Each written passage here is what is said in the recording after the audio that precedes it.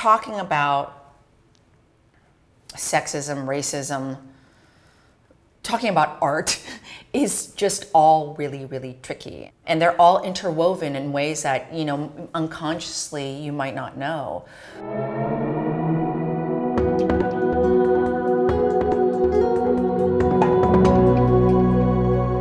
Your question about at what point did you have consciousness, or did you realize sexism in society? I would say late.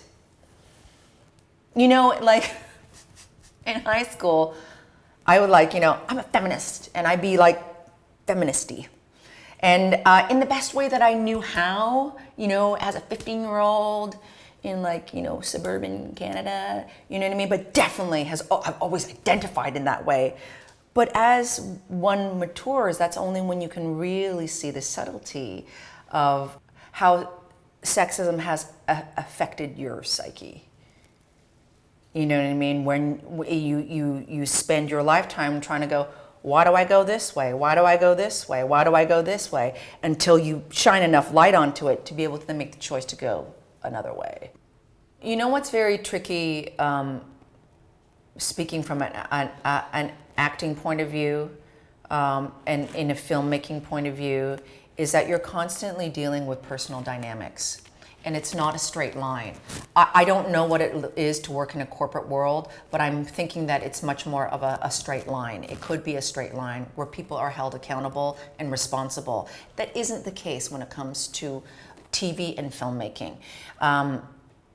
Because it's not like you don't have this in corporate structures as well, but because it's based on, in some ways, a talent system, and that's from actors to DPs to directors, a lot of times bad behavior is accepted because there is a very tricky dynamic and energetic dynamic that has to keep going to make the product, right? And there's a lot of picking and choosing your battles along the way, a lot.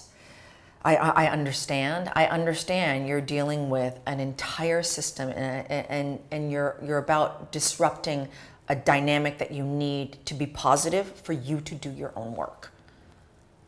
So how much are you going to take? Oh, it's only 6 weeks. Oh, it's only 8 weeks. It's only 2 days. I can bear it, and then I can go on. That does happen a lot. I've done that myself, for sure. Because you're thinking in the long run, I have 22 more episodes, let's say. Oh, it turns into I have 10 years. You know what I mean? So how am I going to deal with it in the present moment? It is tricky. Slowly going on, I would deal with things differently now because also I feel like I have more personal power. So that's where you have to have a lot of personal power to be able to confront bullies of every kind. Have I felt that I had to get over my feeling of needing to be liked to get something that I need on set, to get a question answered? Yes, I have. Have I experienced that solely being a woman as opposed to seeing that not happen to men? No. I feel like myself as an artist, I've always been outspoken and probably have always irritated people. You know what I mean?